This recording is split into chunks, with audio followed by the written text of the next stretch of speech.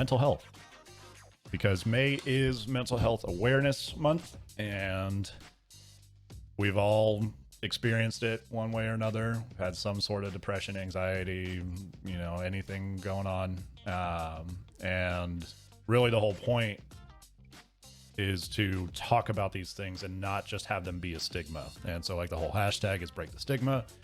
And us being a video game podcast, we're going to tie it back a little bit to video games as well. So not just exclusively, but now I guess we should probably preface this by saying we are not mental health professionals. Nope. At all.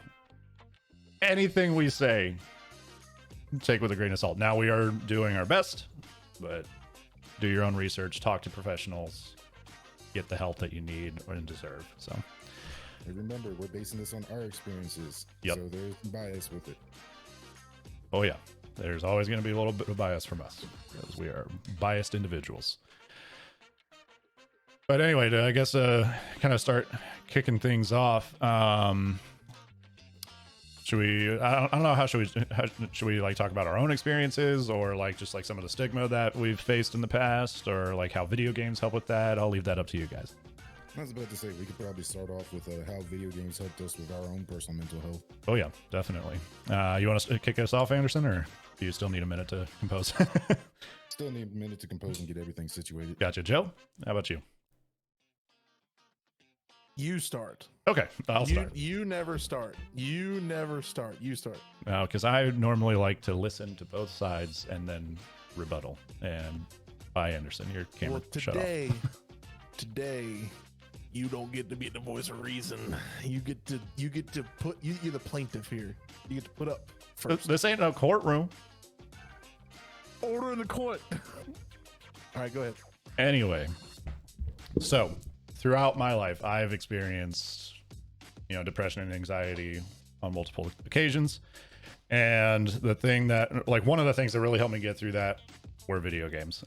Video games were just a way for me to kind of escape it and kind of, calm myself down some, just try to kind of break away from the world a little bit. Now, I'm not trying to use it as like escapism by any means, but it's just something to, after you've had a hard day, you've had an anxious day, you've been feeling depressed, anything like that. It's honestly kind of one of the more perfect things that you can do, at least in my opinion, to just kind of de-stress, chill out.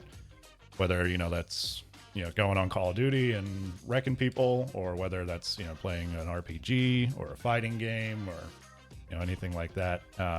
Really, it's just like a very good, I don't want again, because I'm trying to avoid like escapism, because that's not what it is. Stress reliever? Yeah, I guess stress reliever would be the best way to say it. So I mean, like when I was like in my mid to late teens was like the biggest time that really helped out, because there was some stuff that went down then. I won't talk about that, but playing with video games, especially with Joe and a lot of the friends we had back in the day, helped out quite a bit.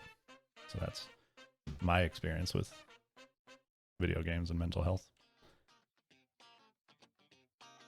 Yeah. Anderson? Okay. Well, What about you, pal?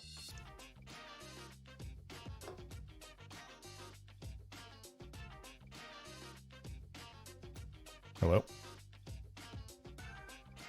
Is your mic not working? Can you hear us? Anderson? You're fine on our end if you can hear us. Camera's working. Check. Yeah, we can hear you. Okay. That was weird. It started stuttering and lagging on my end. Oh, weird. Huh. Yeah. It's funny because like on our end, like we just see you like wave at the camera and we're like, yeah, we can see you, we can hear you.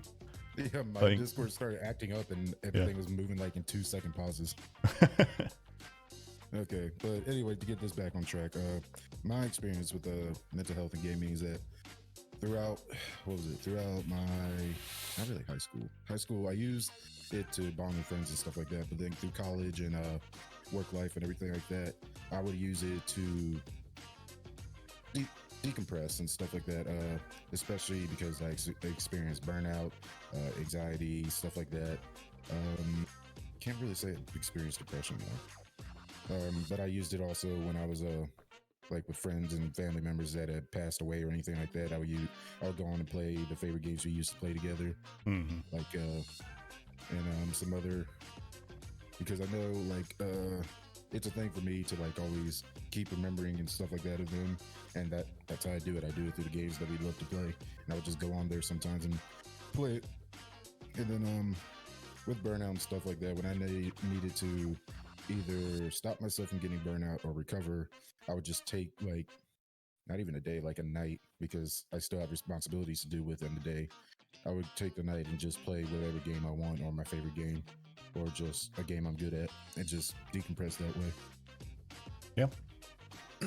That's cool that you would go back and play games that you used to play with some of those people. Like that's a really good kind of way to remember it. I just to not to kind of slow Joe down or Anderson or anybody, but there was recently a coworker of mine, well, an old coworker of mine, posted on Facebook that a good friend of hers that was part of like this big gaming group that they had developed over the years, unfortunately had passed away, and so it finally got everybody that we're all kind of spread out across the state and the country to kind of come together and meet IRL and play some video games, stuff like that. And so it's just like it's a cool way to kind of use that, not so much as a coping mechanism, but as a way of like remembrance and kind of dealing with the the traumas and the losses that you have. Yeah, similar to that with I think my one of my good friends, John, he passed away, and it brought us all together in the same way, like me and my college buddies and everybody that knew him. And me and my college buddies, because we always have this awesome memory of when John was like blackout drunk and playing Halo, and he was staring at the screen like intently focused, and then everybody's like, "What are you doing, Joe?" He was just like, "I'm playing the game." We're like, "Which character do you think you are?" He's like, "The one on top." John, you're the one on the bottom. He's like, "You mean to tell me I've been here for like an hour playing the wrong character?" And so whenever we get together, we just like to play Halo and like remember that. Nice. Joe? Yes. Your turn.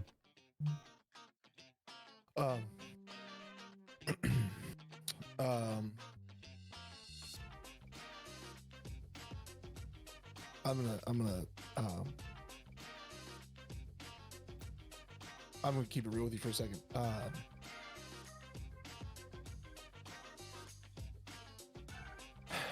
So we had been talking about doing this over the past week, and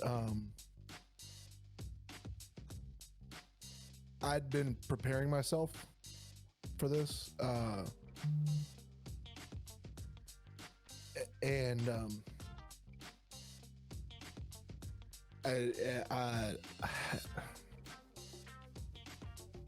It's all good, bro.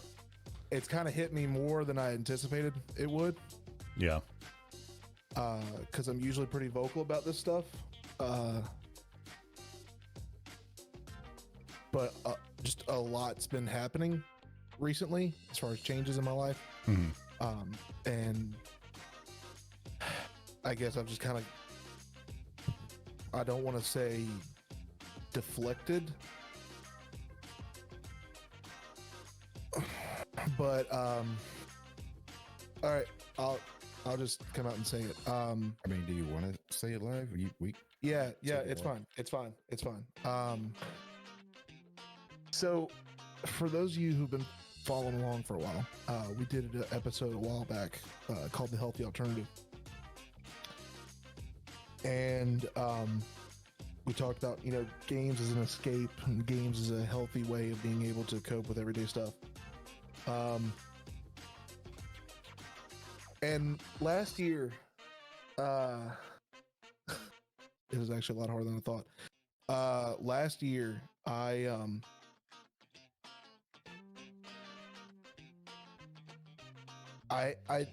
went and saw a counselor for the first time since I was like a kid, because a lot of shit was going on, and The counselor really opened up a lot of shit that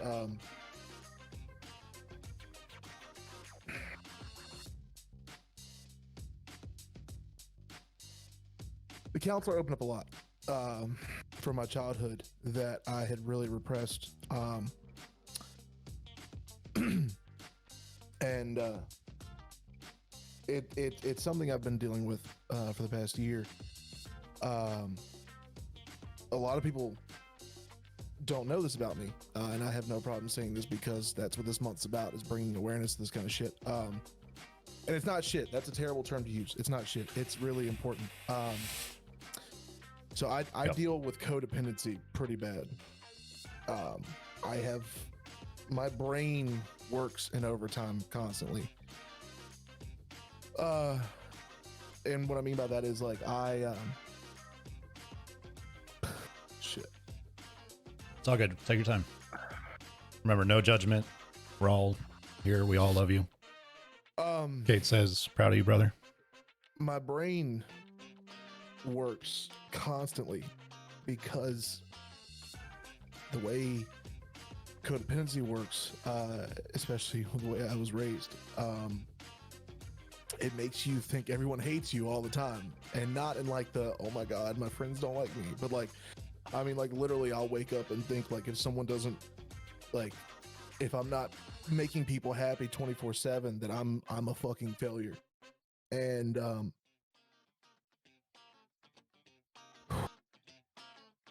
give me a second. All right, good man. Take your time. In the meantime, I'll shout out. Got a bunch of love in chat for you, Joe. And then Kate did bring up as well that she said, my mom committed suicide when I was 19. It was hard to get out of bed most days. After that, I lost 4 more very close family members within 5 years. Playing video games allowed me to get my mind off the grief and the trauma of the event. They are still a part of my self-care to this day, which is honestly like, I mean, that's a part of us self-care for all of us here. That's like at least, you know, us three, and I think pretty much everybody in chat. Shout out to Mark. What's going on, man? Shout out to my lovely fiance. She is a master Dr. Mario player. That's her kind of relief, and it's honestly, it's impressive to watch because like I can't play that game. I suck ass at that game. At all. Yeah, but yeah, man. Yeah, hand the floor back over, or you still need a second? I'm good. I'm You good. All right. Again, no pressure, you know. And I'm sorry. Don't apologize. I've been trying all week to prepare my shit for it's all this. good. And, No, you're good, dude. Take your time. but you know, that's just how my brain works. I deal with it constantly. And sometimes it leads to like other shit too. Like I've battled anxiety and depression when I was younger. I still battle anxiety to a degree, and it's a hardcore trigger for my codependency, if I'm being honest. Yeah. Like, it's one of those things where like if like I could text somebody and be like, hey, what do you think about this? And if I like, for some reason in my brain, if I don't get an immediate response, like my brain's just like, oh, they don't want to fucking talk to you. They don't, you're a piece of shit. Why would they want to talk to you? And like, then it spirals and I'm like, fuck, like, what do I do? But the way I use video games to cope with that is, it's, there's ways that I have to recognize it's unhealthy and then it's also healthy at the same time. I don't remove myself from what needs to be done. Like Anderson said this about me before. I'm a workaholic, and that is part of my coping. If my brain won't shut off, I'm here and I'm working and I'm getting shit done and I'm just like laser focused because my brain's just it's like the national debt counter. It's just ticking out of control. And I've used video games as a cope in a healthy manner because it allows me, I don't play alone in those situations. I try and find a friend to play with, or I'll just squat up in randoms And that way, at least it gives me a sense of like I'm playing with someone, I'm doing something with a group of people. Like I'm not by myself. And I've been a very, very, very strong advocate for mental health,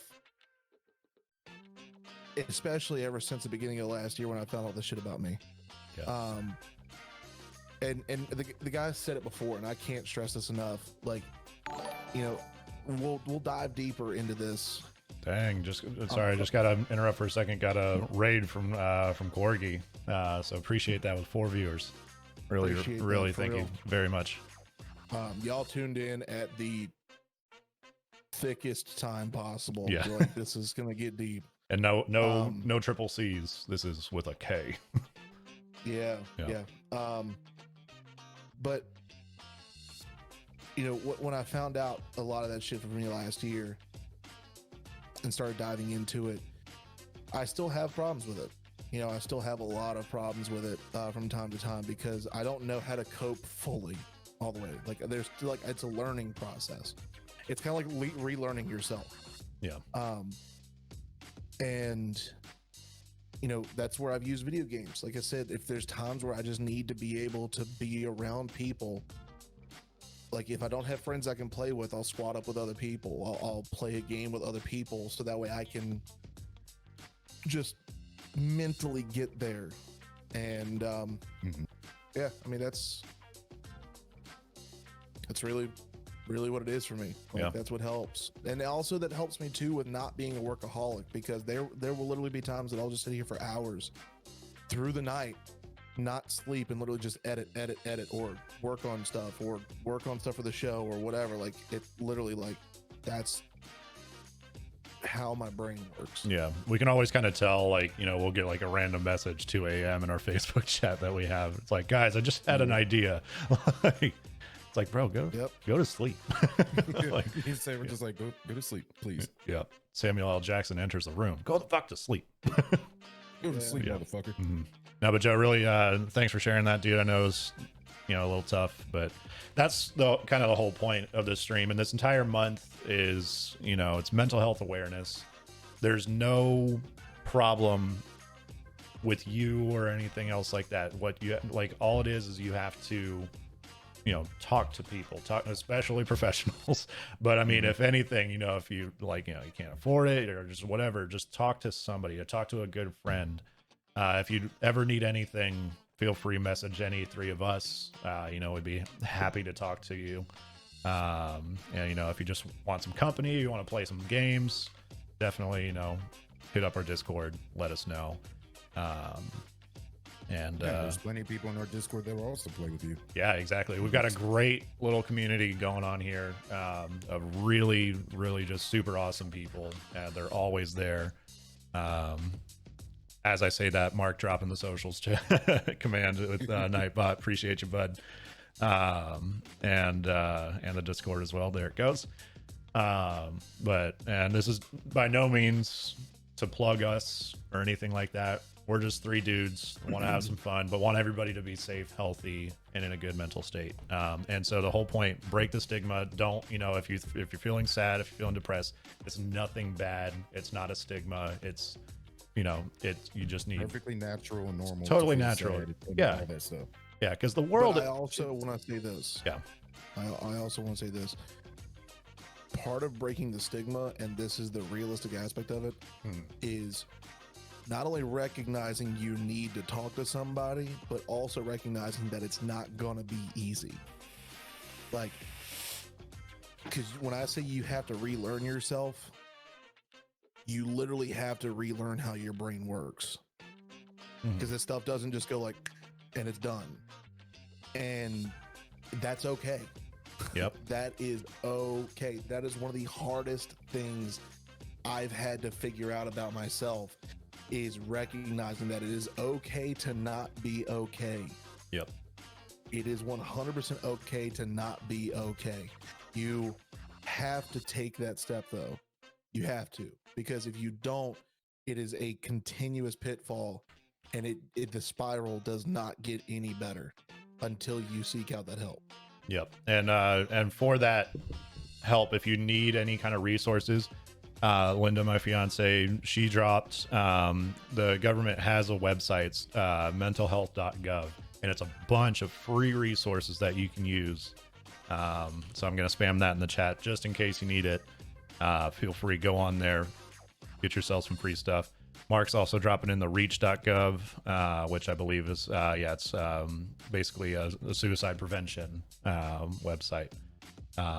And so, yeah, Mark's just going in there, dropping a bunch of stuff. So, you know, if you got anything going on, use these resources and let it be known. Yeah, definitely. You know, don't let it welter up. I mean, you know, it's going to take a lot of strength. It's going to take a lot of courage to kind of recognize and admit that you need this help, but there's absolutely nothing wrong with that. And that's the biggest thing. I mean, you know, we basically sound like a PSA, but this is what it is. Like, I mean, that's like kind of the whole point of this month. That's why. So if you look to my right, over there, we got a little green banner there. That is the official banner for Mental Health Awareness Month. And so, you know, post it all over the place. Just put it out there because you never know. Somebody is probably going to need that help, and they might be right next to you. Let's see. Oh, Mark was just saying that he just covered this on his stream like a week or two ago. So he's got some resources. Kate's also dropping in with speaking from someone who is a suicide survivor. I can promise anyone out there that we want you here and you are loved, which is 100% true. But anyway, to bring things on a bit of a lighter note, now that we, you know, 'cause we have been talking, you know, with video games. It's a great resource. There are kind of do's and don'ts with that, though. I mean, it's not something that you should 100% immerse yourself into and use as like an escapism. Yeah, kind of like what I was alluding to earlier. Yeah, so I mean, just like anything, sugar, beer, whatever, video games are a part of that. Got to do it a little bit at a time, but use it in a good way. Let's see. Hey, Rusty's in the chat saying hello. What's going on, man? Corgi dropping in chat. I'm a survivor whose goal is be here for others and help anyone in need any way humanly possible, which is a great goal to have, and I think that's something that we should all strive to do for sure. I feel like I've been talking a lot. Anybody else? No, I mean, so kind of going into that real quick about using video games as an escape. The biggest thing I find, and speaking from experience, of course, is that with video games, Sam, you hit the nail on the head. It's just like food, alcohol, hell, you eat, even exercise. Yeah. You can overdo that. Absolutely. Like, it's all about moderation. And if you game all the time, that's not a bad thing. Mm-hmm. You know, you do have to take care of your responsibilities and stuff, but when it comes to mental health and recognizing that, you know, when you're gaming all the time, you really have to ask yourself, you know, especially going through that process of learning about yourself, you have to ask yourself, am I doing this because I want to play, or am I doing this because I really don't want to be around anybody? I don't want to talk. I don't want that. I just want to be alone. My thoughts are kind of welling up in me, kind of deal. And if it's the latter of the two, you could still do it as a cope to a degree, but you really have to watch that. Like, you really have to take a step back and reevaluate and go, okay, if I'm doing it for this purpose, where's the cutoff? Yeah. You know, am I allowing hours and hours and hours, days, weeks, months of my time to be consumed by this just so that way my brain shuts off? Mm-hmm. You know, and if that's what you're doing, you know, again, and we're going to come back to this a lot, seek out help. Mm-hmm. You know, it really, really does make a difference, because I mean, you know, like I said, I game when I you know, need to, but I had to recognize, like, you know, my problem was working all the time. Yeah. You know, I'd sit here and crank out episodes. I'd sit here and be doing a ton of research, and the guys are exactly right. I would 100% send a message out like 2, 3, 4 o'clock in the morning, be like, guys, what do y'all think about this? Mm-hmm. Or be dropping links like, can y'all tell me which one of these y'all like? And they're both asleep, or I might wake them up and be like, they're like, what are you doing? Yeah. What are you doing up right now? Why are you awake? Yep. And that's really it. That's really why. Like, you know, and I had to recognize that. Mhm. You know, I had to recognize that that was really why that was happening. I mean, hell, and not being straight up, like you can see it. There's a prime example of that. If you go look at the thumbnails for Sam's playthroughs, for his Battlefield playthroughs on our YouTube channel, I legit was having a very rough mental day. That night, I went, and I don't do graphic design. That night, I went to YouTube. I learned as much detail as I could and went and cranked out every single thumbnail for his playthroughs. Yep. Just like that. And when I sent them, they were like, "Oh, Yeah. oh," and they even Yep. asked, "Like, are you good? Like, Yeah. are you good right now?" Because Joe doesn't touch the thumbnails, like really at all. Like, Yeah. you know, he'll put in his input, of course, but you know, Anderson does 99.99999% of it. And he does a great job. For the Battlefield Yep. one. Except for the Battlefield ones, yeah.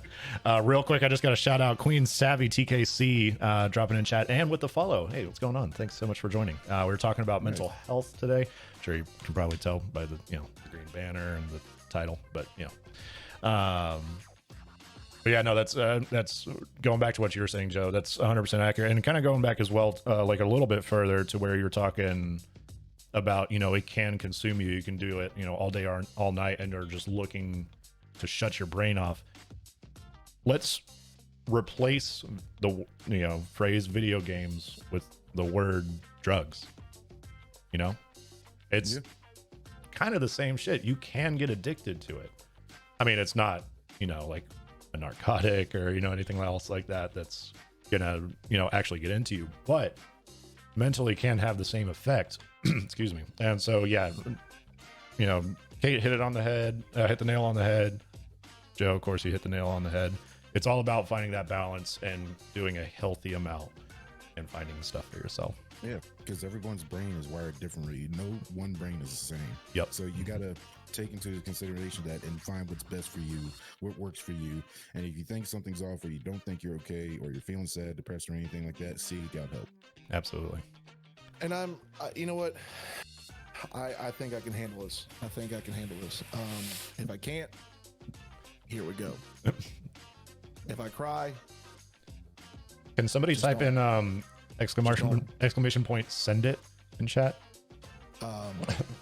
If I cry, here we go. Just don't clip it and ship it. So I'm gonna be really, really honest, because the biggest thing that I've found with mental health is recognizing where the problem stems from. And to be completely honest, I know this person doesn't watch our stuff. You'll understand why in a moment. So I really don't care if they hear me say this, because honesty is the best policy here. So for those of you out there, whether you're in YouTube world or chat right now,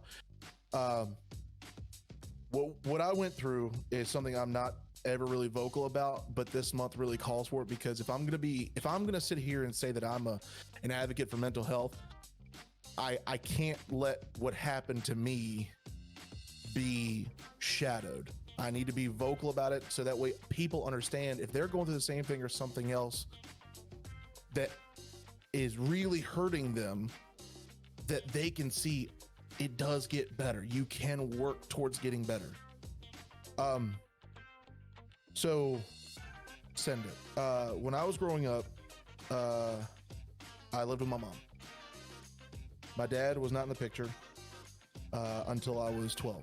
And even then, he really wasn't in the picture all that much. I love my dad. Keep that in mind. My dad and I have a great relationship now, because my dad had a lot of shit going on when he was younger. Of course, when I was consummated. Or not consummated, but conceived. Conceived, that's what I'm looking for. Conceived. That's Sorry. the word. Yeah. Brain. That was going to be a totally different conversation there in a second. My brain, when I was conceived. Yeah.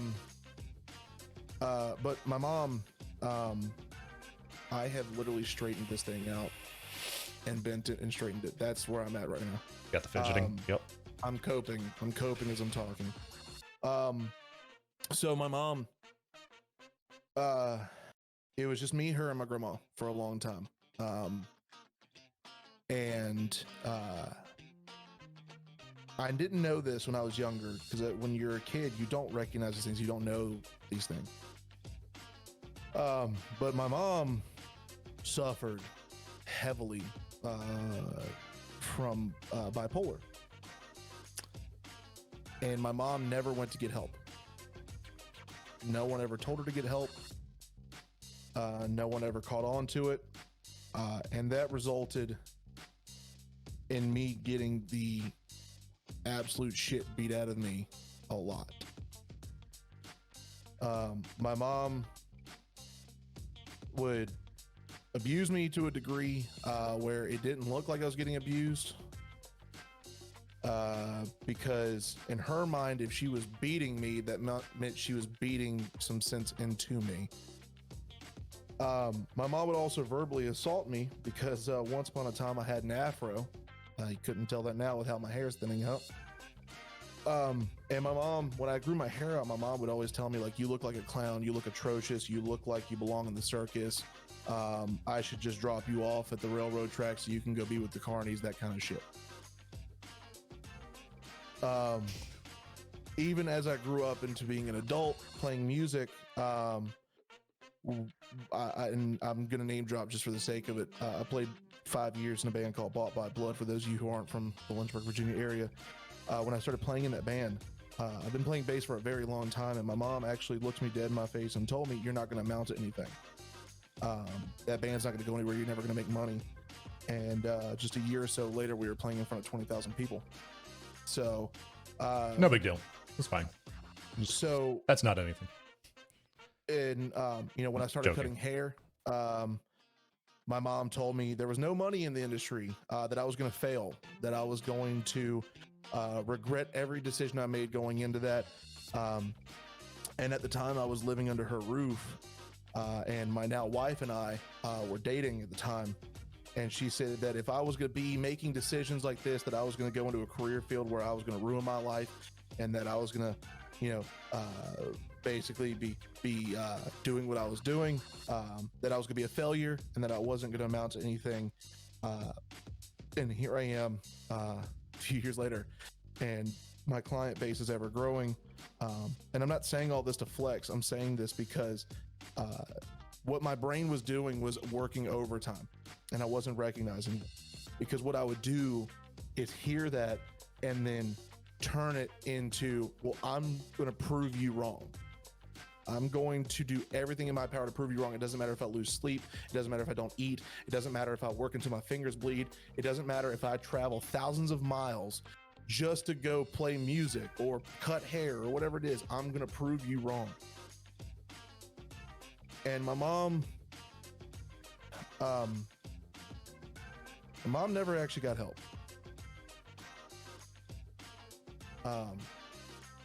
My mom to this day doesn't recognize the problem. As a matter of fact, a brief story. So when I was in middle school, it's actually right when Sam and I first met each other. Early middle school. My mom, one night I came home. Honestly, I don't remember what the situation was. I just remember her beating the absolute shit out of me with a belt. But when you're spanking a kid, there's a big difference. You want to spank to discipline? Sure, go for it. I'm all for a discipline spanking, because sometimes a swat on the butt means something. Beating your child until they're bruised does not. The next day I went to school. I was wearing shorts, and I didn't know that I had bruises and welts all up and down my legs. A teacher that wasn't even mine saw me walking down the hallway, saw this, pulled me to the side, pulled me into the nurse's office. The principal, keep in mind, I was 6th grade at this time, so this was awkward. The principal, the vice principal, all 3 counselors, the nurse, and this teacher were all in the room. They asked me to remove my pants so they could see my legs. That is traumatizing enough, and that's coming from someone who's literally shit themselves at school. And yes, I do joke from time to time to cope, just a heads up. That's a natural coping mechanism. Yeah, humor is just that kind of coping mechanism.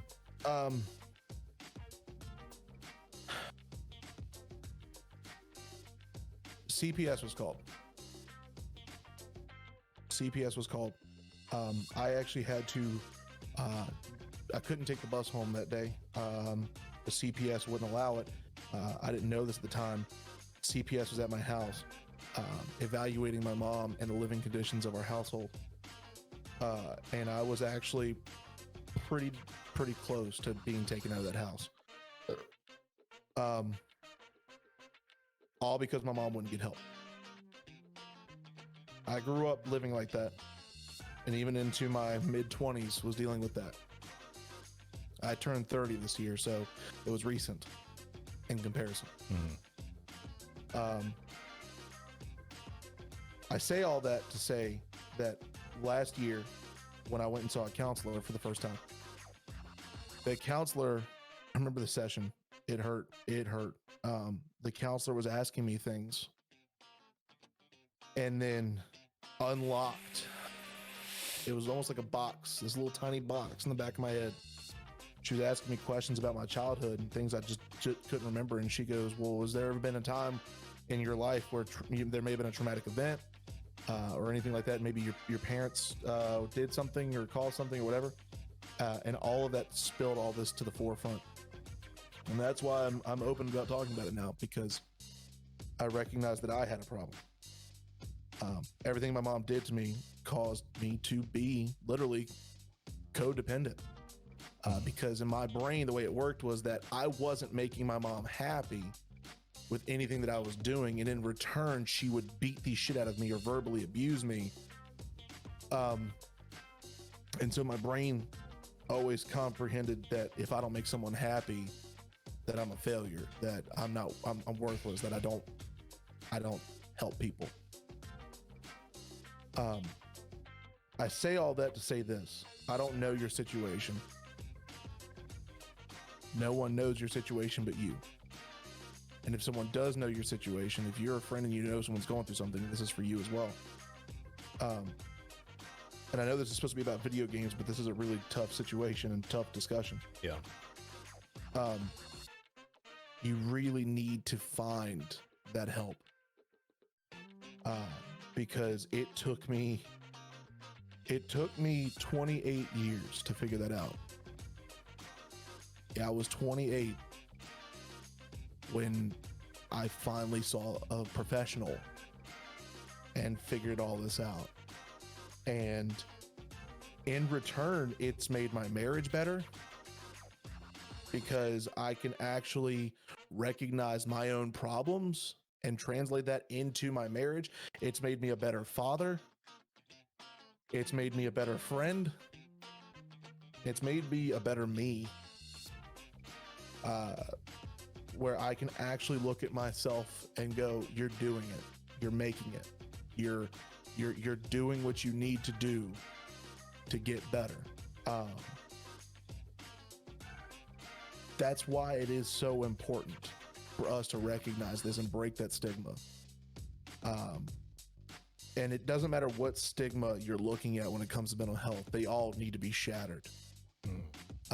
I've heard it all. Like, oh, you're a man, toughen up. Sorry, ladies, if this word offends you, but don't be a pussy. Oh yeah, I was told that my whole life. Boys don't cry. Men don't cry. Get the fuck over it. That's like, at least for us, we're dudes. We need to break the shit out of that. Like, yeah, because that shit is actually traumatizing. Yeah, like I still can't cry to this day. Yeah, even like at a funeral or something like that. And it's like it's so unhealthy. It's so incredibly unhealthy. And like, there ain't nothing wrong with crying at all. No, it's a valid thing. It's just the stigma needs to be broken on it that men don't cry. It's like, yes, they can cry. They're a regular human being. And big girls cry too. I'm sorry. Girls cry, guys cry. Every technicolor in between cries. It's how the human mind copes with a traumatic situation. You're absolutely right. You're absolutely right. Yep. And that's really why they need to be broken. Like, we need, and it starts with us. It starts with the individual. It starts with you. If you If you think that way, just I can't even tell you don't. Like, you just do the research, talk to your friends, hear it from. I'm just a guy in a camera. I'm a screen right now. I'm just a guy on a screen. I'm literally no different than you. That's just one perspective. Get those perspectives, hear it. And if you're going through it yourself, recognize that. Recognize it's okay. It's okay to not be okay, but it's also okay to get help. It's okay because people will listen. Mm-hmm. I can't tell you enough. I've talked to so many friends who, they're either going through similar situations that I went through or going through something completely opposite, but they all say the same thing. I can't go get help. I don't know who will listen. Like, they're trained professionals. They go to school, they get their license in this specifically to help people like you. Mm-hmm. Like, even then, you can go online and look at resources like the American Psychological Association, the APA. No, it's not just a paper style. There's actually an association that studies these things, researches them, and then puts out the research and information on that website to tell everyone, hey, this is what the professionals have said. Please come talk to us. AKA the facts. Yes. Like the cold, hard facts. Like, this is not just, somebody just spewing to the world. This is an enormous group of people really going through, and scientists and psychologists and psychiatrists. It wouldn't have .org after the fucking web title if it wasn't official and accredited. Yeah. Mm-hmm. Exactly right. And I got to shout out a little bit of love in chat. First thing, Mark said we need Afro picks. And I'll make that happen. Yep. Just for you. Corgi came in saying, I can deeply relate to your story, Joe. For me, it was my mother and my grandma's dad's side. Sorry. But for me, it was because I wanted to be an artist and a photographer. My grandma would even tell me to go ahead and take my own life, which is just like, it's sickening to even hear that. Like, and then to hear stories like Joe's and stuff like that. So sorry you went through that, Corgi. But Mark said, I thought you were 25. Let's see. Kate coming in with the yes. Look young. Yeah. Do you? No, but no, I feel old as shit. Yeah. I'm being honest. I'm the one that's 25 and I feel old as shit. Speaking of feeling old as shit, Kate said, I'm like an old lady in a Pentecostal church stamping my feet and clapping my hands right now. Because she's like, yes, Joe, you are amazing. Break the cycle. Soren jumping in the chat. What's going on, man? Saying they're doing teleconferences online. I'm assuming referring to therapists and stuff, everything like that. Yes. I don't want to say this is a good thing about COVID, but let's call it a silver lining. Is they're doing a lot more remote now, so you're not like let's say you're feeling anxious about going somewhere fresh and new. Like, you can do it from the comfort of your own home, from your couch, from your bed, from your dining table, or from your gaming dungeon, wherever. You can do it. I literally, I shit you not. Every single session was done right here. It was the turn on the camera. They would send me a link. I would turn it on. I would set my phone up, and I would have an hour-long conversation. I'm not gonna drop her name because she asked me not to, just for professional sake. But my counselor, amazing. I love her to death. She was firm, but she was understanding, and that woman broke me down and then helped me build myself back up. Like, I cannot say enough good things about her. But telehealth is a dream when it comes to this, man. The anxiety you have on that kind of stuff. I was so scared of seeing a counselor because I was just like, I don't really want to know what's wrong with me. Like, I don't want to know. I don't want to know. Yeah, so I've got a little bit of a story here kind of in relation to that. So kind of referring back to when I was talking earlier about, the shit that was going down in my mid to late teens. Long story short, parents are going through a divorce. It was a little messy. Everything's fine now. We're all good. But my parents were worried about me, and rightfully so, because I was not taking it well. And so they made me go to a therapist, which I did not want to at the time. But what really did it for me was the anxiety of being in that room on that couch opening up. I was always kind of more of a closed off person. And the guy was cool. He had like 70s basketball shorts on though, which was a little disconcerting the first time I went there. but no, he was a cool dude. And, you know, we talked a little bit. I only ended up ever doing a couple sessions there. But he was a cool guy, and we just kind of talked, and, you know, he just, you know, was trying to help me, you know, realize some things. And he did. It took me a while to like get it, because I was a dumb teenager at the time. You know, I was like, no, I'm invincible. Fuck everybody. Which is, again, is a very unhealthy thing to do. You're not like at all. And so the fact that now they have telehealth, like if that situation, excuse me, it played out right, like modern times, and I was able to do a video conference one, I think I felt a lot more comfortable with it. Also, Linda, my fiance, in chat saying you can also see your doctor, and they can direct you to somebody who could be covered by your insurance. Soren jumping back in saying my two therapists are video conference calls, which that's awesome. And then he said, I feel like I want to share my story, but at the same time, I don't want everyone to know my story. Hey man, this is a judgment-free zone. By no means are we saying you have to, but I would say, you know, do what wants that reasoning. I can share a bit of my beginning story. Yeah, and if you want to, it's again, no pressure, no nothing. Can I just say real quick, I fucking love this. This is great. Yeah, I love every second of this. I'm loving every single second of this. Mm-hmm. Like, I'm not gonna lie, I want to cry again. I've already welled up the tears once, but fuck it. Like, this is amazing. Keep going. Mm-hmm. So I started off with one of my earliest problems when I was a young kid / middle schooler.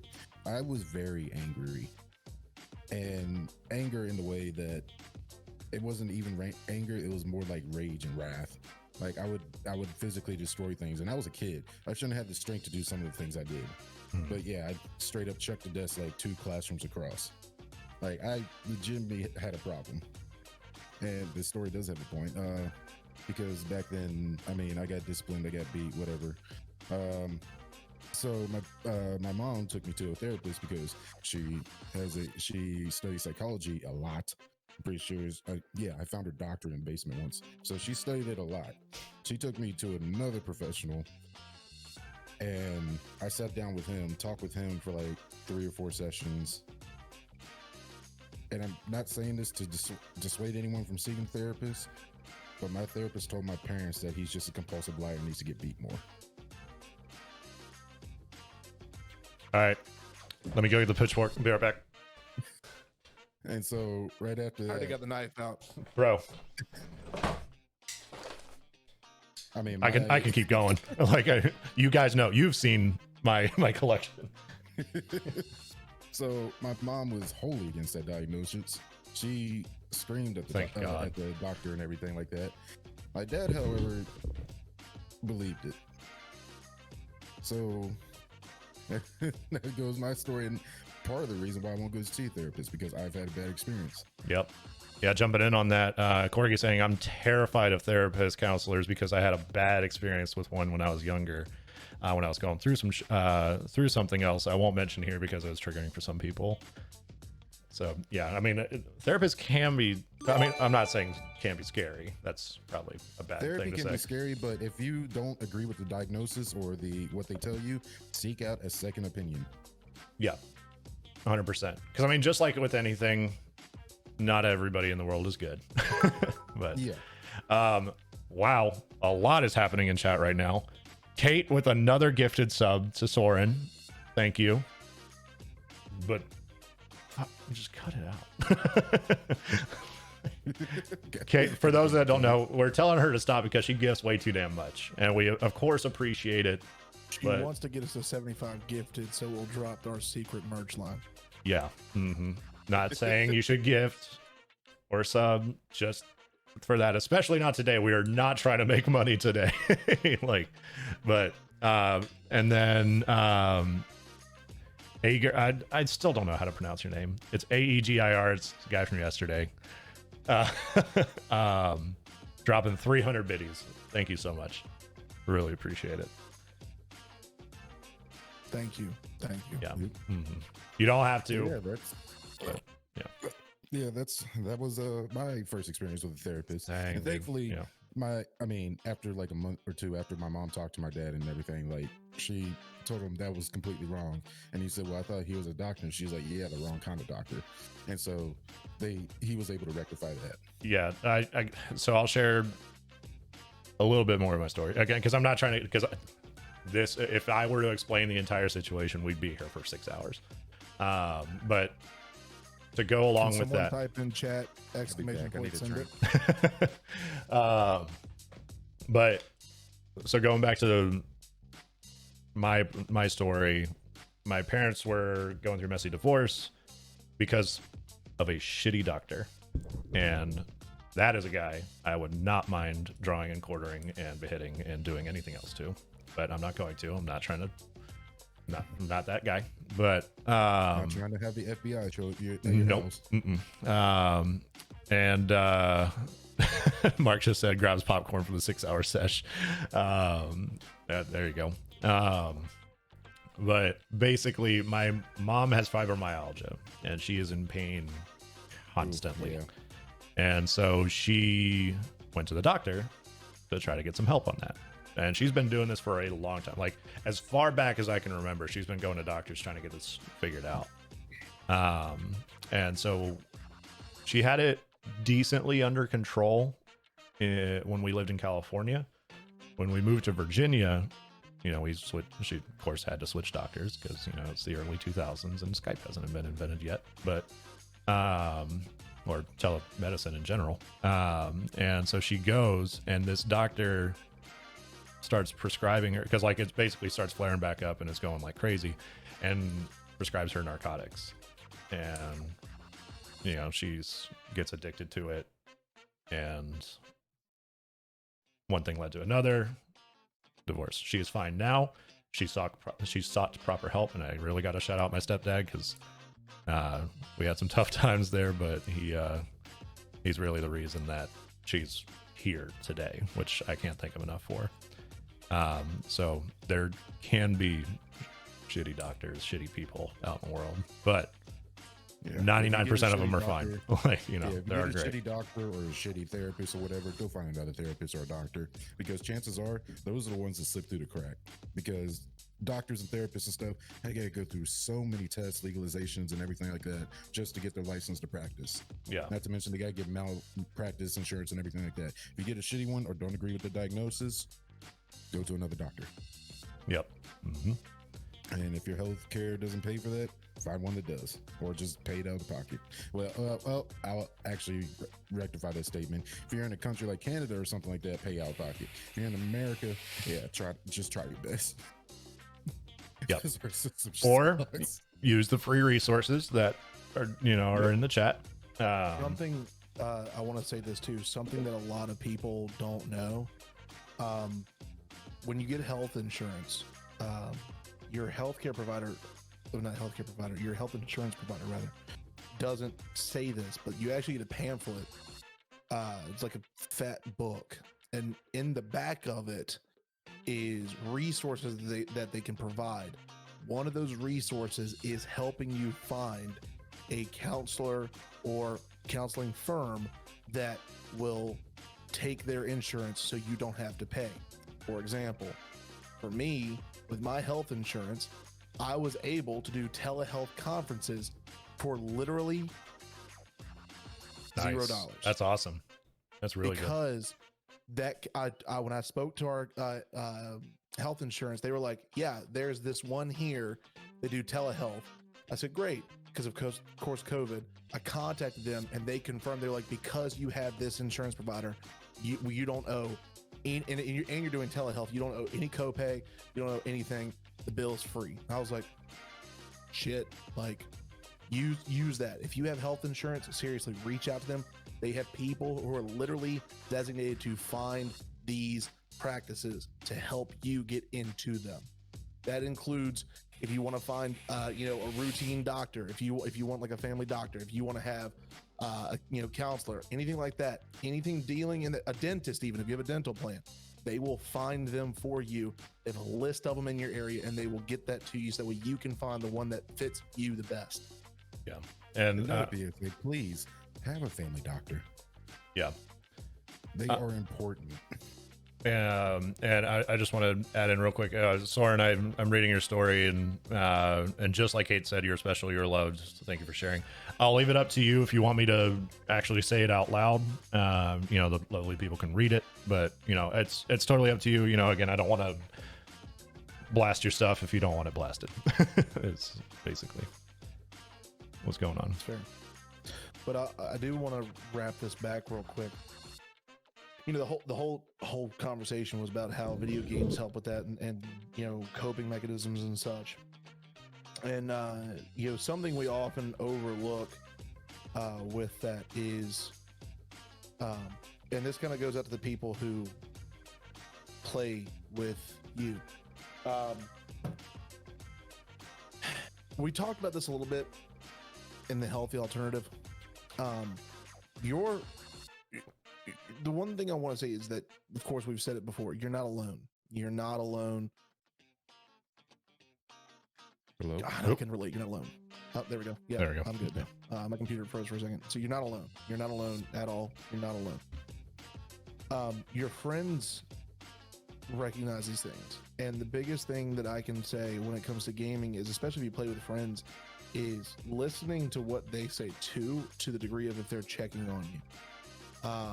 Because your friends will know when your mannerisms change. If you play with, like, I can tell you right now, these two right here, if my brain isn't working right, they're like, are you good? Yep. And that's one thing to have good friends. Now, keep in mind, and I can't stress this enough either, your friends are not therapists. I have seen a lot of friendships end because one friend expects their other friend to be a therapist, and that person wasn't comfortable with it, and someone gets mad really fast. Yep. Your friends are not therapists. You can vent. Unless your friend legit has a doctorate in therapy or psychology or anything like that, they are not a therapist. Mm-hmm. Yep.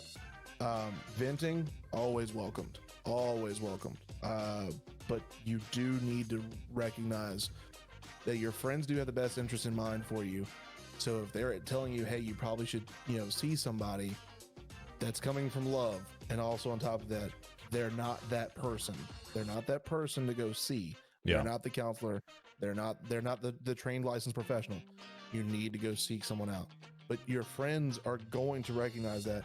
You know, I mean, we can be in games, and I can tell you there's been countless times where the three of us can be gaming on something, and one of us may not be all there, and we're on it quick. Yep. I mean, we are on it super fast of like, are you good? And if you don't want to talk about it, hey, that's okay. We're here. Yep. We're here when you're ready to talk about it. You know, and if you are, lay it out. Full send. Go for it. Do it.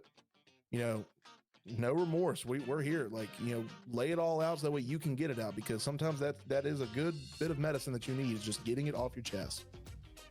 You know, one of my biggest coping mechanisms, and I know it can be annoying at times, Sam's always said, he, like when I call him, sometimes he'll just sit the phone down and do what he's doing and just let me vent. That helps, because one of my coping mechanisms I've done that as well. is literally me just venting. Like, sometimes my brain is in overdrive and I've got to vent everything out. And once I do, I can see a lot more logically. I can see a lot more clearly and go, yep, I was overreacting. Or, yep, this is not the way I was seeing it before, but I see what we got to do. Got it. Cool. Okay. Yeah. Like, and that is important. Yeah. So very I would important. also recommend that you judge how you interact with them and stuff like that based off of your friendship and your dynamics, because it differs from person to person, relationship to relationship. Yeah. Like, I know I can talk to Sam and vent a little, and he can talk to me and vent a little. But I know with Joe, I can go full force blast and figure out what is making him mad. Because sometimes I'll just stop being fucking hard headed. Tell me what's wrong. Yeah. Hey, sometimes you just gotta have that tough love, you know. True. I mean, I've known Joe for a long ass time, and so like I know what works and what doesn't. Sometimes a swift kick in the nuts is what's needed, like to be like, he's not lying. get your shit in gear, like, you know, and you know, handle it, you know, because I mean, like, sometimes that's what you need. You just need a little bit of a nudge in the right direction. I mean, like he said, I was just say, like you said, he'll call and vent to me sometimes, and and I listen. I just might not be 100% in the moment because I know he just needs to talk for a bit and just let it all out. And then after that, like if it's something, that needs to be discussed more, I'm be like, all right, well, let's, what do you think about this or this? What about going to see this person, doing this, whatever. What at first I got to shout out, Edgar saying, to be honest, gaming saved my life. Soren jumping in saying like, absolutely 100%. Kate with the, what if you don't have nuts, Sam? A swift kick to whatever. A swift kick to the booter. Yeah. Prep your giner. Yeah. Feet are coming. That's how we'll say it. Oh no, Kick you so hard, no. Hey, we're going there. Full send. Oh god. Can we get some full sends in chat? Yeah. Exclamation mark. Send it. Just depends on your friendship, your relationship dynamics, but also if it's something you recognize as serious or it is a serious situation, tell them to seek professional help. Absolutely. That's probably the best you can do for them if it's something well beyond your wheelhouse or really serious, like life altering or life threatening serious. Yep. And my lovely fiance with the, I will gladly kick you in the nuts, sweetie. Thanks.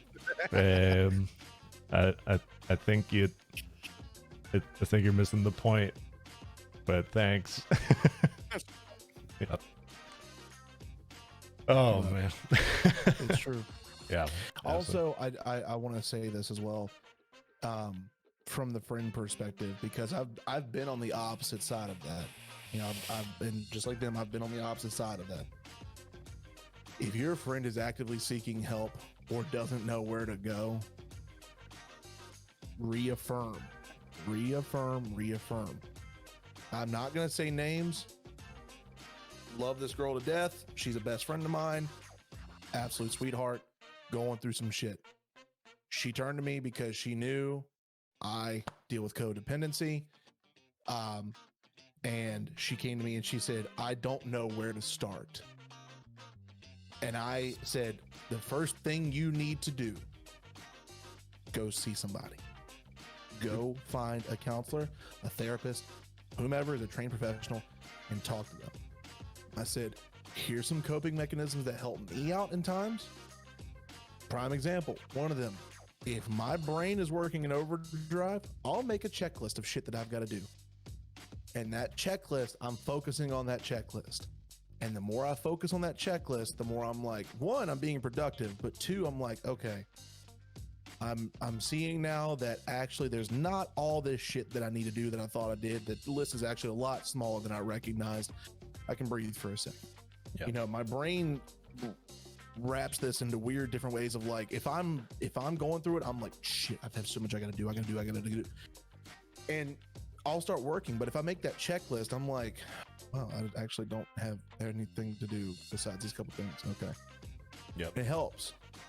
But being the friend on that opposite side, reaffirming, that, hey, I'm here for you, but you need to go see somebody. I'm here for you, but you need to go see somebody. I will gladly be here. I'll be here as much as I possibly can be, as humanly possible.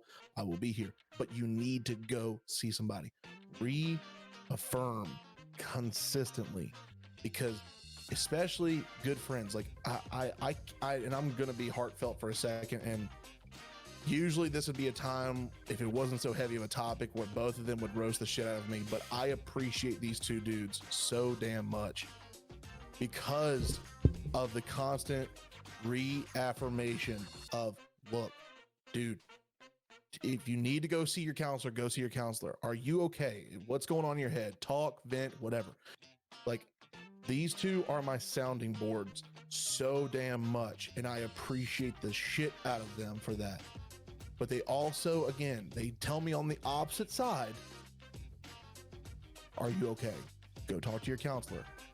What do you need? Like, that's the kind of stuff that you have to recognize from the friend side.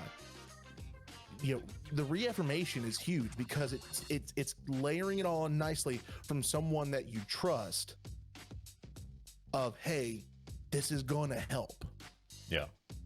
Like that is so huge.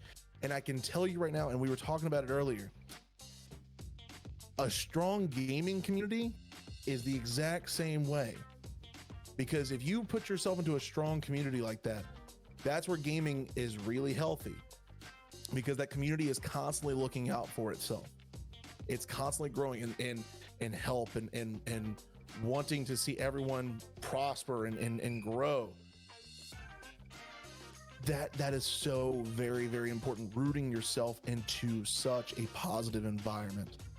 Literally, I was just talking to Mark about this, and I know he can attest to this. I was just talking to Mark about this not a couple days ago, about how literally that's what we're all about, is building a community with the gaming bunch.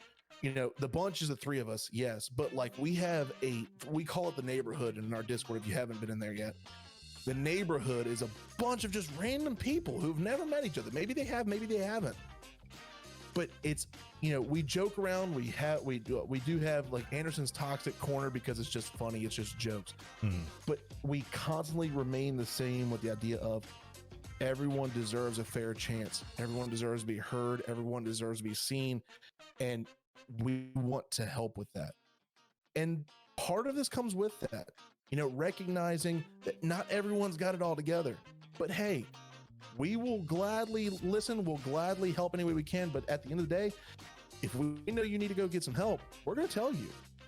You know, we are very, very, very strong in that, in recognizing, you know, something going on, helping, whatever it may be, and being that friend group, that community that you can rely on to show that love, to show that constant support that you need getting through that. That is what we have been building consistently.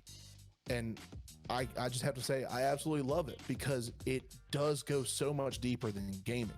But that community came from gaming. That community came from gamers and streamers all across the United States. Hell, we even have some people from around the world in our Discord. Shout out to Ghost. Like, yeah, we have people from around the world in our Discord, and that same mentality does not change. And that is so important. Rooting yourself into such a strong, loving, like truly, you know, concerned environment, if you will, just concerned with making sure everyone has such a strong, healthy environment. That, you know, that is crucial. It really is. Yep. Yeah. And falling off of that, I would just like to say the way I subscribe to is that I am your friend, but I can't be your doctor. 100%. That's basically what I put it towards. Yeah. Like, you can talk to me, you can vent and all that stuff, but if it's something serious or you actually need like some help with this, go see a doctor. I'm not a professional. If you need me to do math equations or engineering principles, sure, but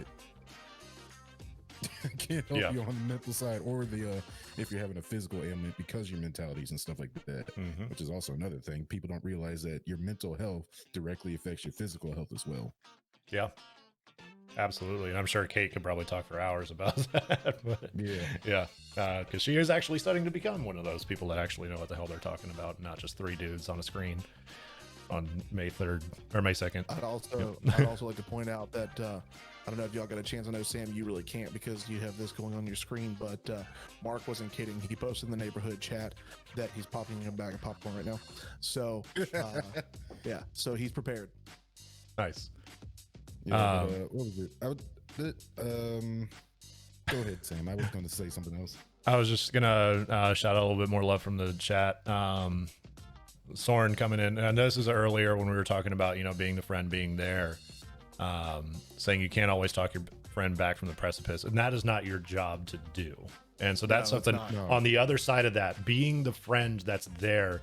By no means do you need to feel like obligated or responsible for anything that person is doing. The best you can do is to be there, and, you know, not everybody's going to accept your help. You know, that's just the reality of it. For hours. Yeah, because I mean, I'll change his name for the sake of it, but my friend Ethan, he did go off that precipice and killed himself. Oh yeah. And I tried to talk with him and stuff like that, but sometimes he just didn't want to talk, and sometimes he just said, just let me go. I recommended him professional help and everything. I even contacted some therapists for him and tried to get him help, but Yeah. sometimes it just doesn't work out, and that is something I had to work through on my own. Yeah. Being like, I wasn't good enough. I couldn't do anything, but I had to work through and be like, I did the best I could. Yeah. It's just, And then, and then Soren again saying, not gonna, going back to the Discord community, saying, not gonna lie, the community is really tight knit, and even I had been pulled back a few times by you three knuckleheads. When I was going through my really dark time, I reached out to you, Sammy. You said shit happens, but that doesn't make me see you any less. Which, I mean, that's the thing. I mean, you know, like, we're all gonna be here. Everybody deserves a fair shot. Like, I mean, you know, and we're always here to talk. Kate saying, I will refrain from the talking for hours about that. So, thank you. That's fair. Question mark. Thank you. Huh? Because I don't want to say like, oh, thank God she's not talking about it, you know, like, because that's not what I mean by It's one of those awkward any situations means. where you're One like, of those awkward situations where you're like, well, you could if you wanted to, but I also don't want to read like 15 paragraphs. Yeah. Like this box that's to the right here is only but so big. Like 10-point font Arial. Yeah, she's about to just open up her textbook and then just copy paste like the whole thing. Oh, yeah. That would be a lot. I would be like, I'm not reading that. Yep. Chat, you're free to read it. That was on my own college textbooks. Yeah. Just open it up and it's just a whole page of math. I'm just like, yeah, no. Yeah, she said, no, I know what you mean. I was being funny. Okay, good. I mean, every situations like that, it's depending on the crowd. Of course, you always got to take into consideration that it's always good to have humor to like kind of lighten it up and like make fun of the dark, horrible situations that we have to deal with as individuals and as a society. Because I mean, that's what humor is made for. Mm-hmm. And if someone doesn't understand that, that's fine. Don't use that humor with them or anything like that. But I mean, humor is a basic human coping mechanism. Yeah, and to just go on a little mini rant for just for a second. Can we stop canceling comedians for saying dark shit? Thank you. Thank you.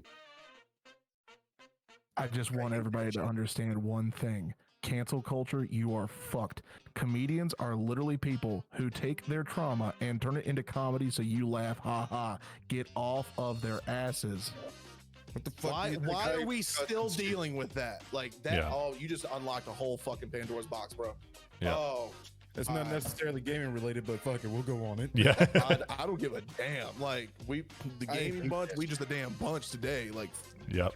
oh my god, dude. Like, I don't get it. I just don't get cancel culture. They're canceling over nothing. And they go back like 20 years in the person's fucking timeline or whatever the fuck it is. Like Eminem. Oh yeah, they said this. They said the N-word. Yeah, it's Eminem. He was rapping. But he said the N-word. Why are you trying to cancel this man over something he did 20 years ago when we are people and we can change? God. Except for pedophiles, fuck them. But no, yeah. they can rot in hell. Yeah. They deserve to die. But anyway. I resort FBI, you caught my house over that one. Well, I'm gonna stand by that one. Yep. Mm-hmm. But no, dude, like comedians, people laugh. That's the purpose of their job. But people don't recognize. I can only imagine what happened in chat. People don't recognize. And I mean, like, I remember Howie Mandel. Howie Mandel, before he was big on AGT, he was a comedian. He was a comedian, everybody. Even before Deal or No Deal, he was a comedian. And Howie Mandel had an interview where he came out and they were asking, like, where do you get a lot of your stuff from? He was like, there's some traumatic shit I went through when I was younger that I'm just able to manifest. I still go through shit today, and I'm manifesting it into comedy. Like, I don't understand. Like, I would almost say like 90%, and I'm sure that's a raw ass statistic, but so many comedians go through traumatic shit, and their coping mechanism is literally to get on stage and make you laugh. And that's fine because it helps me cope with the horrible shit in my life. And I'm sure it helps them cope. You know, being able to kind of vent this out and, you know, literally scream it to the masses, you know, that's That's the whole thing. Humor is based in really dark shit. Yep. Exactly right. Mm-hmm. And what I was laughing at, so Kate said that she had a story, and she said, when my mom died, my dad made jokes at the funeral home about her urn, saying, quote, "Gosh, honey, you think you'd have lost weight after cremation." It was hilarious, and it got us through that terrible time. His stomach was growling during the funeral, and I couldn't stop laughing. It was necessary. And honestly, like, I mean, you know, some people will look at that and be like, oh my God, that's messed up. Oh my God. But it's like the perfect, like, I mean, just like she said, that was, you know, her mom unfortunately passed away. Her father, her, you know, was able to make jokes out of it. I mean, that's, you know, it's just kind of, that's part of it. Yeah, trying to lighten the situation and be like, look, it isn't all bad. Ager dropping in with that's like race car spelled backwards is still race car, but race car sideways is how Paul Walker died.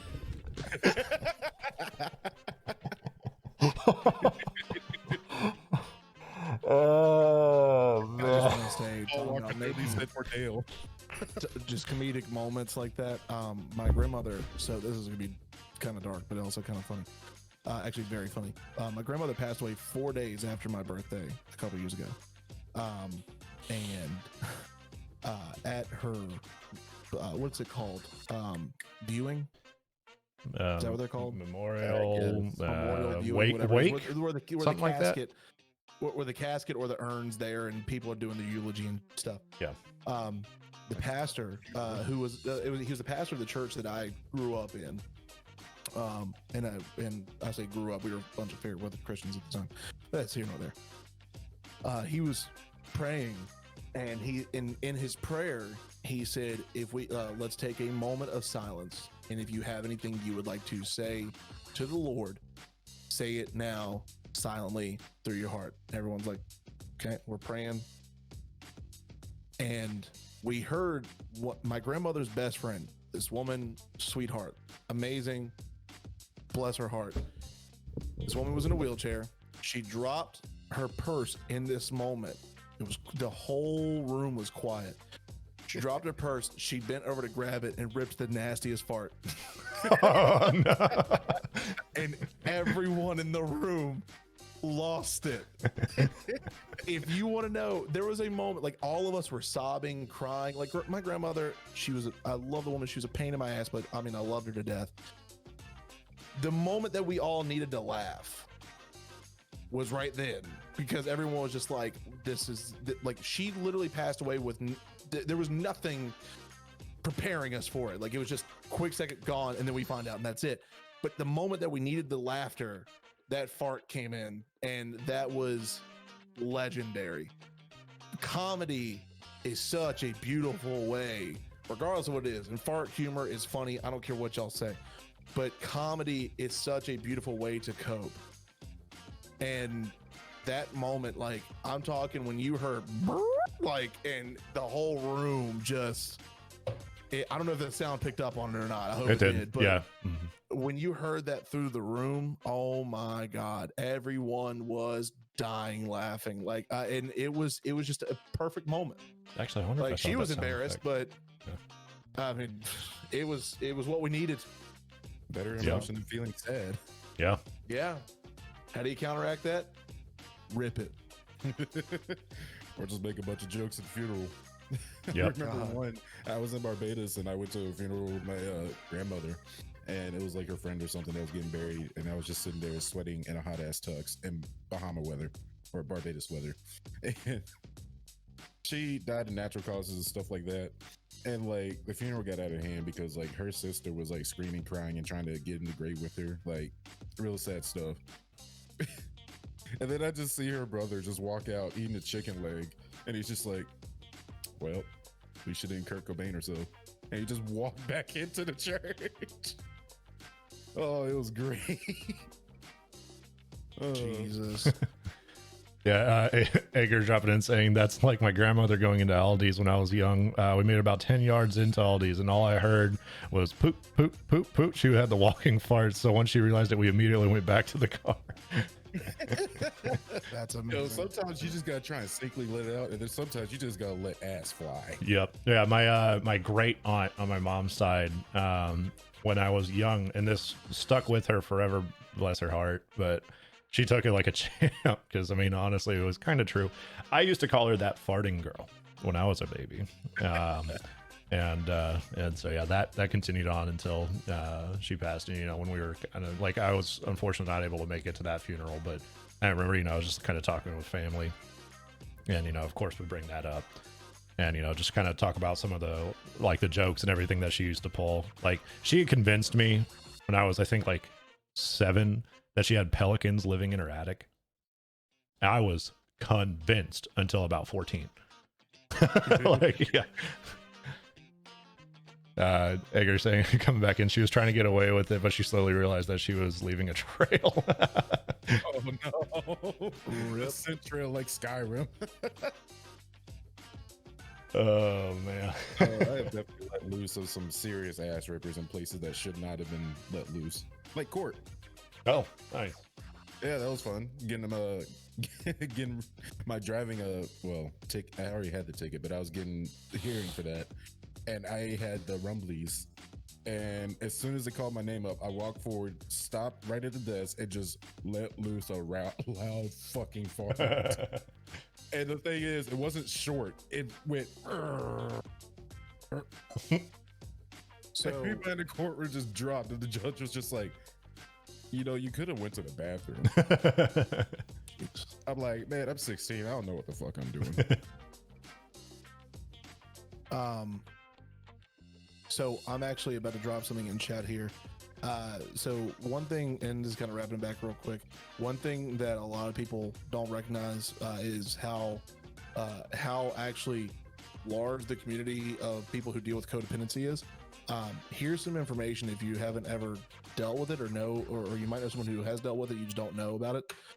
But you can go to that link right there that I just put in chat. Should be there in just a second. And that's something that is huge with knowing a lot about what codependency looks like, how it manifests, things of that nature there. But then also, I've got one more link I'm pulling right now. I mean, I was about to say on that note, I mean, when you're talking about mental disorders, you almost always have to look it up and look at the research, because there's just so many you can't know it off the top of your head. Not even doctors know it off the top of their head. Mm-hmm. Yeah, they gotta go look the stuff up. And then also, if you're someone who deals with codependency, you can go here. So a lot of people who deal with codependency, it's so not talked about that a lot of people don't know who to talk to after their therapy sessions. But this is something that really helped me. Coda.org /find a meeting. That was huge because it allows you to find meetings with people who also deal with that. Yes, it may not be your flavor, but it definitely helps a lot of people out. So something to check out there as well. I went ahead and put that in there. Yes, I am thick cut bacon. Yes. But something to think about there is if you know somebody who's dealing with that, or you deal with that yourself, definitely find a meeting, or at least seek out that help. But those meetings definitely do help. I will say I've attended a couple in secret, and just being able to hear other people talk about their situations and how they deal with it, and what codependency looks like for them, really helped me out a lot too. So just wanted to put that in there. Nice. And again, you know, scrolling back through the chat, we've got a bunch of great resources. I'm sure probably in the YouTube video description, we're going to have all these resources listed, just so that way, you know, if you have any kind of, you know, concerns, if you're just more interested in looking it up, or if you yourself, you know, are suffering from something and you're looking to get any kind of help, please definitely go click on that. If you're in the chat now, it's been posted a few times. We can probably post a few more. And Joe just converted from a Prime sub to a Tier 1 sub. Look at that. I didn't know it would do that. It just told me to renew it, so I went ahead and did. Yeah, we're on our month anniversary for being affiliate, which is nice. That's awesome. So yeah. Oh yeah. But gentlemen, I think that's honestly a good place to wrap it up. I mean, this has been a great conversation. And again, May is Mental Health Awareness Month. Make sure, you know, you know anybody, reach out to them, get them, to try to seek out some help or do something. If you yourself, of course, are suffering from anything, get the help that you need. Talk to friends. Do whatever you got to do. Remind them to pay their rent for that financial help.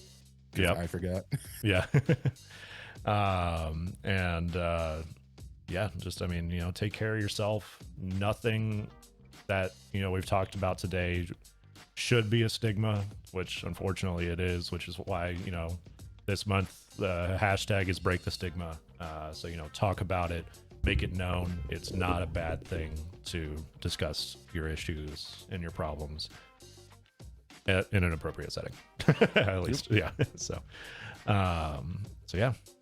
Anything else from you boys? No, I think we went pretty well. I've said a lot today. Yeah. So.